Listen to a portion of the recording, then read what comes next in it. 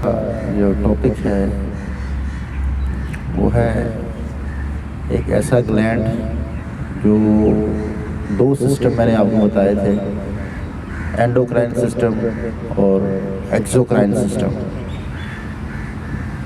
Endocrine system को यूँ समझ सकते हैं कि जितने हार्मोन्स रिलीज़ होते हैं ब्लड में, जो डायरेक्ट ब्लड में हार्मोन्स रिलीज़ होते हैं वो एंडोक्राइन सिस्टम है। मुख्तलिफ ग्लैंड्स हैं बॉडी के अंदर जो अपने हार्मोन्स रिलीज़ करते हैं ब्लड के अंदर। लेकिन एक्सोक्राइन जो सिस्टम होता है वो डायरेक्ट ऑर्गन से ऑर्गन की तरफ जो एंजाइम्स आपके रिलीज़ होते हैं ये एक्सोक्राइन सिस्टम के तहत होते हैं, जो एक ऑर्गन से दूसरे ऑर्गन की तरफ। लेकिन ये एक वाहिद ग्लैंड है जो दोनों सिस्टम लेके चलता है, बल्कि इसमें एक्सोक्राइन सिस्टम का हिस्सा ज़्यादा है और एंडोक्राइन सिस्टम का हिस्सा कम है। इसको यूँ समझ लें कि 90% एक्सोक्राइन सिस्टम और 10% जो है वो एंडोक्राइन सिस्टम के अंदर ये आपका जो ग्लैंड आता है। इसका नाम है पैंक्रियाज, लबलबा। इसके पहले तो फंक्शन समझ लेते हैं और उसके बाद फिर इसकी जो डिजीज़ हैं उनको, और फिर योगा से जो है वो हम इसको कैसे बेहतर बना सकते हैं। एक्सोक्राइन सिस्टम के तहत ये इसकी एक नाली कनेक्ट करती है छोटी आंत के साथ जाके, ड्यूडिनम के साथ, जहाँ से छोटी आंत शुरू होती है। ये मैदे के बिल्कुल पीछे वाक़या है, मैदे के बिल्कुल पीछे। और वो नाली के ज़रिए से एंजाइम्स रिलीज़ होकर छोटी आंत की तरफ जाते हैं जो कि आपके डाइजेस्टिव सिस्टम को ठीक रखते हैं।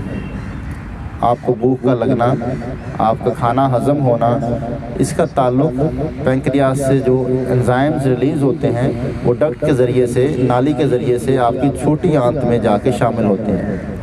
अगर वो सही तरीके से रिलीज़ होते हैं तो फिर आपका जो है वो डाइजेस्टिव सिस्टम ख़राब नहीं होता। और दूसरा जो इससे एक्सोक्राइन सिस्टम का एक रिलीजिंग होती है वो है बाइकार्बोनेट। बाइकार्बोनेट जो है वो क्या करते हैं, मैदे के अंदर बहुत ज़्यादा तज़ाबियत होती है। अगर वो बाइकार्बोनेट कम आपके रिलीज़ हों तो फिर आपकी तज़ाबियत, एसिडिटी आपको फील होती रहती है। वो बाइकार्बोनेट भी आपके ड्यूडिनम में जाके रिलीज़ होते हैं और आपके मैदे की तज़ाबियत को कम करते हैं। जो आपके पेट में जलन और आपके जलन की जो कैफियत होती है ये उसको रोकते हैं, उसको कम करते हैं। जो आप एसिड भी लेते हैं या एसिडिटी आपके अंदर जो बनती है, एसिड, क्योंकि एसिड बनते हैं मैदे के अंदर, बहुत सारे एसिड मौजूद हैं, तो उनकी कमी लाने के लिए ये आपके जो बाइकार्बोनेट है ये काम करते हैं और ये भी पैंक्रियाज से रिलीज़ होते हैं। ये एक्सोक्राइन सिस्टम के दो फंक्शन इसके अंदर आ गए। एक फंक्शन इसका और है, वो है इंसुलिन रिलीज़ करना। ये डायरेक्ट ब्लड में जाता है। और ग्लूकागॉन जो इंसुलिन के साथ रिलीज़ होते हैं, और ये ग्लूकागॉन क्या करते हैं, ग्लाइकोजन आपकी बनाते हैं। जो आपकी एक्स्ट्रा शुगर होती है जिस्म के अंदर, एक्स्ट्रा शुगर, उसको स्टोर कर लेते हैं। हम लोग जो खाते पीते हैं, अब उसमें कितनी शुगर चाहिए इसका एस्टिमेट तो नहीं हो सकता। हमें इस टाइम कितनी शुगर चाहिए, कितना हमें ग्लूकोज चाहिए, तो बॉडी जो है उसके अंदर एक स्टोर करने का फंक्शन भी होता है। प्रोटीन को स्टोर करना, आपके जो आपने इनटेक है आपका, उसमें से चीज़ों को स्टोर करके बॉडी के अंदर रख लेना और ज़रूरत के वक्त उसको इस्तेमाल करना। तो उसके लिए ग्लूकागॉन का जो है वो केमिकल ये काम करता है आपकी स्टोरेज का। ये इसके फंक्शन हैं पैंक्रियाज के। इसमें एक तो कॉमन डिजीज़ है जिसको हम कहते हैं डायबिटीज़। डायबिटीज़ 2 टाइप्स की है। एक टाइप ऐसी है जिसमें इंसुलिन नहीं बनती, बीटा सेल्स काम करना छोड़ देते हैं। क्योंकि पैंक्रियाज में 4 तरह के सेल्स हैं, अल्फ़ा, बीटा, डेल्टा और सी टाइप सेल्स। तो बीटा सेल्स जो हैं ये आपके बनाते हैं इंसुलिन। जब ये बीटा सेल्स इंसुलिन नहीं बना पाते तो फिर इंसुलिन बाहर से लेनी पड़ती है। और दूसरी टाइप है कि इंसुलिन तो बनती है लेकिन वो कंट्रोल नहीं कर पाती, उसको शुगर को, आपके शुगर लेवल कंट्रोल नहीं हो पाता, इंसुलिन यूज़ नहीं हो पाती। तो ये इसके फंक्शन है। और दूसरी जो इसकी बीमारी है वो है पैंक्रियाटाइटिस। उसमें क्या होता है, उसमें आपके पैंक्रियाज स्वेल कर जाते हैं, सोजिश। अक्सर जो पेट में दर्द हो और शदीद दर्द हो और कई दिन तक चलता रहे और पेन किलर से भी आराम ना आए और पेट का दर्द कम ना हो और उसका ड्यूरेशन कई दिन तक हो, तो इससे साफ साफ ज़ाहिर होता है कि ये आपके पैंक्रियाज की स्वेलिंग है, उसकी वजह से दर्द हो रहा है पेट में। हर दफ़ा पेट का दर्द, आंतों का दर्द या मैदे का दर्द नहीं हो सकता। इसकी मैंने आपको निशानी बताई कि जो लंबा चले, कई दिनों तक वो दर्द रहे पेट के अंदर, तो ये पैंक्रियाज की स्वेलिंग की वजह से हो सकता है। और पैंक्रियाज की स्वेलिंग की वजूहात क्या हो सकती हैं? सबसे जो मेन जो वजह है उसकी आपकी जो गॉल ब्लैडर, जो पित्ता है, इसके अंदर पथरियों का ज़्यादा हो जाना। अक्सर होता यह है कि हम इस चीज़ को रीड नहीं कर पाते, डायग्नोज नहीं कर पाते कि मर्ज़ कहाँ पे है। तो ये गॉल ब्लैडर जो पित्ता है, इसकी पथरियाँ जब बढ़ जाती हैं तो इसका इफ़ेक्ट जो आता है वो पैंक्रियाज की स्वेलिंग पे आता है। और जब ये पुराना होता जाता है तो फिर ये स्वेलिंग अंदर ही अंदर बढ़ती है। और लाजमी नहीं कि स्वेलिंग हो और पेट में फ़ौरन दर्द हो जाए, कई महीनों बाद, कई सालों बाद भी हो सकता है। क्रॉनिक पैंक्रियाटाइटिस और एक्यूट पैंक्रियाटाइटिस दो डिफरेंट मर्ज़ हैं। तो इनको समझने के लिए आपको ये जानना ज़रूरी होगा। आपको जब भी कभी पेट में दर्द हो और शदीद दर्द हो और मुसलसल रहे तो आप लाजमी अपना अल्ट्रासाउंड कराएं, चेकअप कराएं कि कहीं मेरा पित्ते में पथरियाँ तो नहीं बनी हुई। अगर पित्ते में पथरियाँ हैं तो फिर आपको उसके ट्रीटमेंट की तरफ जाना है। आज हमारा टॉपिक वो नहीं है, टॉपिक हमारा पैंक्रियाज है, तो इसकी तरफ ही रहते हैं क्योंकि लंबा टाइम ना हो जाए। इसमें योगा से कैसे हेल्प ली जा सकती है? योगा पैंक्रियाज को बेहतर बनाने में बहुत कारआमद है। अभी तक देखा जाए तो मेडिकल भी इस चीज़ को अप्रूव करता है कि आपको कोई ना कोई वर्कआउट ज़रूर करना चाहिए अगर आपने डायबिटीज़ कंट्रोल रखनी है। सारी चीज़ें मेडिसिन से कंट्रोल नहीं होंगी। आप कोई भी अच्छे डॉक्टर के पास जाएं तो वो आपको वॉक का कहेगा, वो आपको बोलेगा फिज़िकली एक्सर्शन करें, थोड़ी सी फिज़िकली थोड़ा सा आप अपने बॉडी को यूज़ किया करें। तो इस लिहाज से योगा कारआमद है पैंक्रियाज को ठीक रखने में। सबसे पहले एक ब्रीदिंग से शुरू करते हैं। ब्रीदिंग उसके लिए स्ट्रेस को कम करती है, क्योंकि इसका जो ताल्लुक़ है पैंक्रियाज की ख़राबी का वो स्ट्रेस के साथ है, जो कि जितना स्ट्रेस लेवल ज़्यादा होगा पैंक्रियाज काम करना छोड़ देते हैं और जितना आप रिलैक्स होंगे पैंक्रियाज बेहतर तरीके से काम करेंगे। तो स्ट्रेस कम करने के लिए ब्रीदिंग करते हैं अनुलोम विलोम। पहली 2 उंगलियां फोल्ड कर लें और विष्णु मुद्रा बन जाएगा। अंगूठे से राइट नॉस्ट्रिल बंद करें, लेफ़्ट साइड इनहेल बड़े तहम्मुल से,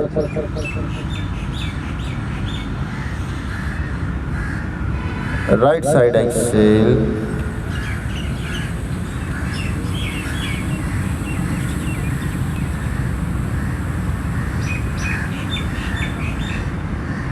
राइट साइड इनहेल,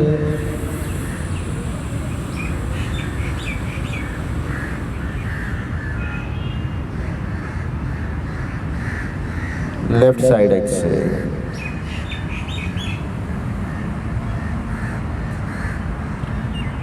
तो ये ऑल्टरनेट ब्रीदिंग, आपने लेफ्ट साइड से सांस को लिया, राइट से निकाल दिया, राइट साइड से सांस को लिया, लेफ्ट से निकाल दिया। ये अगर आप करते हैं तो इससे स्ट्रेस लेवल कम होता है। ये दोनों ब्रेन को जो है वो बैलेंस करता है, राइट ब्रेन और लेफ्ट ब्रेन बैलेंस करता है। सबसे बड़ा इसका फ़ायदा ये है कि स्ट्रेस किस चीज़ का होता है, क्या ना करें, ये डिसीजन पावर को बहुत बेहतर कर देता है। जिन लोगों की डिसीजन पावर कमज़ोर है उनको ये ब्रीदिंग करनी चाहिए, ये डिसीजन पावर बढ़ाता है। अब आते हैं क्रियाज की तरफ। 2 क्रिया हैं जो कि पैंक्रियाज को बहुत अच्छा बनाते हैं। एक है कपालभाति और दूसरा है अग्निसर। कपालभाति जिनको शुगर है उनको करनी चाहिए, क्योंकि क्रिया तब किया जाता है जब कोई गंदगी बढ़ जाए जिस्म के अंदर, कोई प्रॉब्लम बढ़ जाए तो क्रिया तब करना चाहिए। हर वक्त क्रिया करने से जो है नुकसान होता है। तो जिनको डायबिटीज़ है वो 5 मिनट्स इसको शुरू कर लें, आहिस्ता आहिस्ता स्टेमिना आपका 20 मिनट्स तक हो जाए, 30 मिनट्स तक हो जाए। कपालभाति करने का तरीका ये है कि सांस को निकालने पे फोकस करना है, लेना आधा लेना है, निकालने पे फोकस, झटके से सांस को निकालना, पेट को दबते हुए सांस को बाहर निकालना नाक से।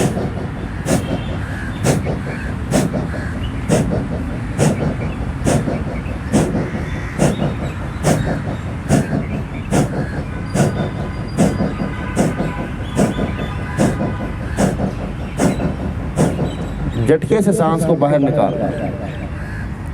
तो ये क्रिया जो है इसको दिन में करना है, रात में नहीं करना, क्योंकि इससे नींद नहीं आएगी फिर। ये दोनों क्रिया जो अग्निसर भी खासकर और ये कपालभाति, ये दिन को करने वाले क्रिया हैं। मॉर्निंग में मैक्सिमम दोपहर तक, शाम में या रात में करेंगे तो फिर इससे नींद डिस्टर्ब होगी। आप सोए तो होंगे लेकिन दिमाग जागता रहेगा, तो डीप स्लीप तक नहीं पहुंच पाएंगे। तो कपालभाति और अग्निसर दोनों क्रिया। अब दूसरा क्रिया हम करेंगे अग्निसर।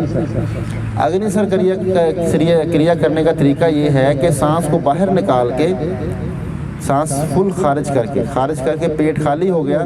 अब अपने पेट को 3 दफ़ा या 5 दफ़ा या 7 दफ़ा अंदर बाहर स्पीड से करना है। मैं आपके सामने करता हूँ, पहले मुझे देख लें। पहले सांस लिया, फिर निकाल दिया।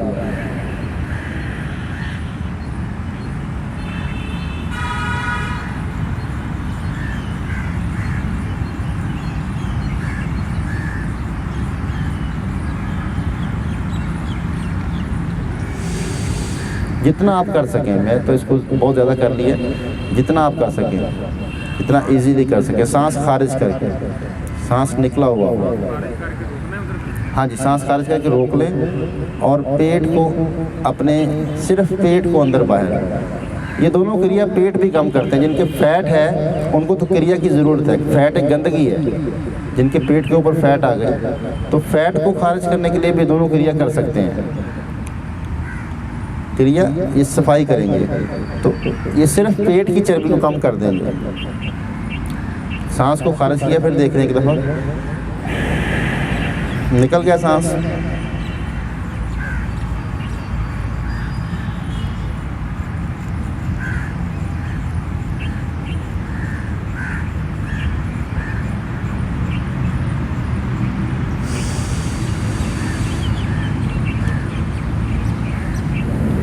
तो ये 2 क्रिया आप करें, इससे आपके पैंक्रियाज बेहतर होंगे, बेहतर तरीके से काम करेंगे, इनके फंक्शन बेहतर हो जाएंगे। अब आते हैं मुद्रा की तरफ। मुद्रा कौन से बेहतर है? अगर तो सिर्फ शुगर बढ़ी हुई है, शुगर कंट्रोल करना चाहते हैं तो फिर तो अपान मुद्रा ही बेहतर है। दरमियान की 2 उंगलियां अंगूठे के साथ मिला लें।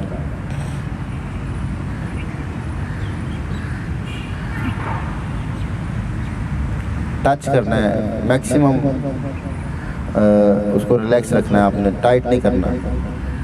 हाथ को रिलैक्स, दोनों उंगलियां बाकी सीधी कर लेनी है, अलग कर लेनी है, साथ ना मिली हो, बैठ के या लेट के। अच्छा, इसमें 2-3 मुद्रा मैं डिस्कस करूंगा। 2-3 मुद्रा हैं, लेकिन आपने दोनों तीनों मुद्रा इकट्ठे नहीं करने। ऐसा कर सकते हैं कि एक मुद्रा सुबह कर लिया, फिर दोपहर को दूसरा कर लिया, फिर तीसरा शाम को कर लिया। या फिर अगर 3 टाइम तीनों करने हैं तो फिर 1-1 घंटे का वक्फा हो। अगर पहले ये कर लिया तो फिर दूसरा 1 घंटे बाद। मुद्रा की टेक्निक जो है वो लगातार 2 मुद्रा नहीं करते, बीच में गैप होना चाहिए। तो अब 2 मुद्रा मैं और बताऊंगा जो पैंक्रियाज के ओवरऑल फंक्शन को ठीक करते हैं। डायबिटीज़ भी कंट्रोल करते हैं ओवरऑल। जब पैंक्रियाज का ओवरऑल फंक्शन ठीक होगा तो सारी चीज़ें ठीक होंगी। एक है समान वायु मुद्रा। समान वायु मुद्रा, ऐसे 5 एलिमेंट्स को मिला लें, अंगूठे के साथ चारों उंगलियां मिल जाएं, ऐसे बना के बैठे। समान वायु मुद्रा, ये पैंक्रियाज को ठीक रखने में हेल्प करता है। सिर्फ इससे 5 एलिमेंट्स इंसान के बैलेंस हो जाते हैं, जो जिन एलिमेंट से इंसान की बॉडी बनी है। आग, हवा, मिट्टी, पानी और रूह, ये 5 एलिमेंट हैं इंसान के। तो ये सारे बैलेंस कर देता है। आखिरी जो मुद्रा हम करेंगे वो है मतंगी मुद्रा। संस्कृत के वर्ड है ये मतंगी मुद्रा। पहली 2 उंगली, दरमियान की 2 उंगलियां, पहली नहीं सॉरी, मिडिल फिंगर और रिंग फिंगर, इंडेक्स फिंगर नहीं, मिडिल फिंगर और रिंग फिंगर। बस सिर्फ बना के बैठ जाएं या लेट जाएं। बातें कर सकते हैं, मुद्रा के दौरान बातें कर सकते हैं, आप गुफ्तगू करते रहें। आप लेट जाएं या बैठ जाएं, वर्किंग नहीं हो, वॉक ना हो। मतंगी मुद्रा जो है ये ओवरऑल पैंक्रियाज फंक्शन के लिए, स्वेलिंग के लिए, ख़ासकर पैंक्रियाज को ठीक रखने के लिए आपने इस तरह इंटरलॉक करना है कि बड़ी उंगली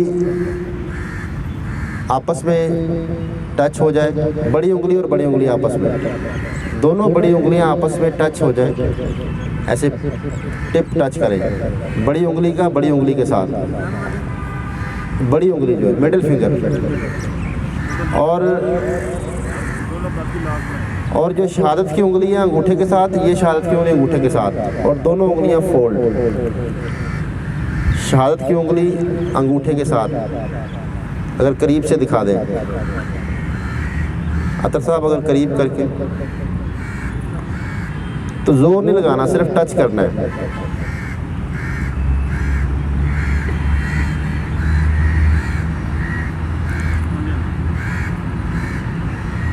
ये मतंगी मुद्रा जो है ये पैंक्रियाज को ठीक करने में बहुत कारआमद है। ओवरऑल फंक्शन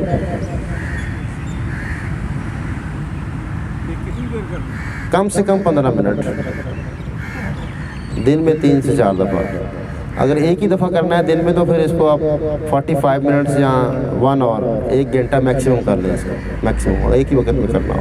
अच्छा, जोर ना लगाइए, हाथ थक जाएंगे, सिर्फ टच करना है। अब पोजेस की तरफ आते हैं। पैंक्रियाज को ठीक करने के पोजेस कौन से हैं? सबसे पहले तो आप ऐसे वज्रासन में बैठे, कोशिश करें कि दोनों एड़ियां साथ मिली हों और एड़ियों के ऊपर बैठ जाएं, दोनों पांव पीछे की तरफ स्ट्रेच हों।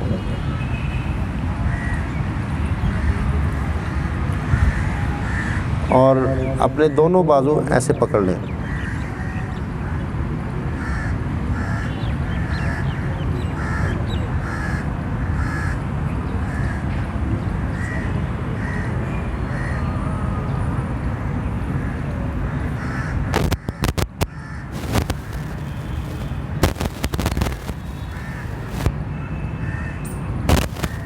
जितना इजीली बैठ सकते हैं।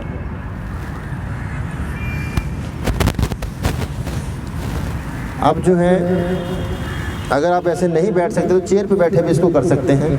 चेयर पे बैठ जाएं और ऐसे अंगूठे को पकड़ लें, नाफ की साइडों पे रखें, नाफ की साइडों पे, और छोटी उंगली थाइस के साथ टच हो। सांस निकालते हुए कमर सीधी,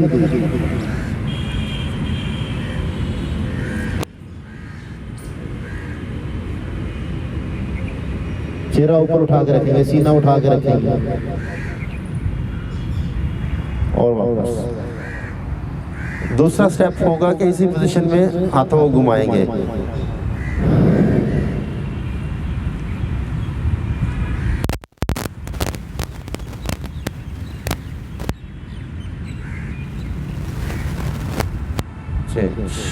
और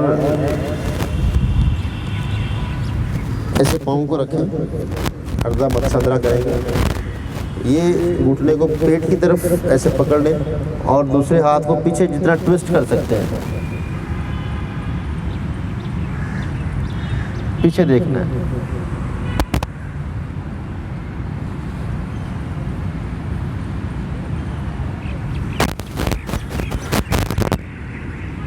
ट्विस्ट करना है कमर को। ट्विस्टिंग के जो पोजेस हैं ये भी आपके पैंक्रियाज को बेहतर करते हैं।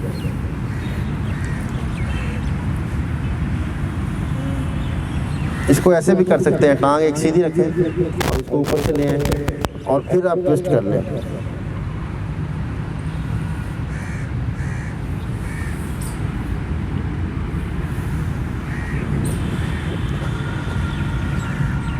और जो प्रेशर पॉइंट्स हैं इसके हवाले से, जो पैंक्रियाज का जो प्रेशर पॉइंट है लेफ़्ट हैंड पे ये जगह है, ये जो कर्व है इनके दरमियान में जो जगह है, ये जो दो उभरी हुई जगह है ना, इसके सेंटर में यहाँ दबाया करें। इससे पैंक्रियाज के फंक्शन बेहतर होते हैं ओवरऑल।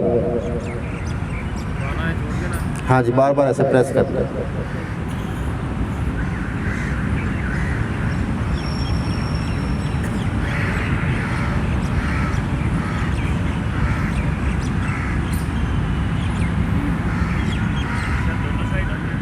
नहीं, लेफ्ट साइड, लेफ्ट हैंड पे। और जिनकी जो है वो शुगर लेवल बढ़ जाता है उनको साथ ये भी पॉइंट दबाना चाहिए। ये रिंग फिंगर का जो जोड़ है लेफ्ट हैंड पे, रिंग फिंगर के जॉइंट के ऊपर, ये जॉइंट के ऊपर ये दो पॉइंट दबाएंगे फिर वो ये वाला, इससे यूरिन कंट्रोल हो जाएगा। जिनको यूरिन बहुत ज़्यादा आता है शुगर की वजह से, तो इस पॉइंट को ज़रूर दबाएं। नहीं, 5 मिनट दबाना, 5 मिनट है, 5 मिनट ऐसे। और अपने पैरों को खुद दबाना है।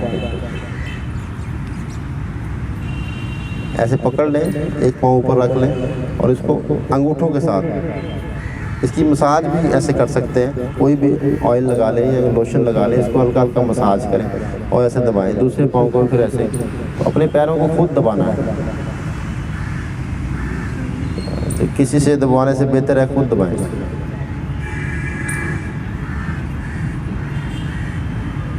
अंगूठों के साथ।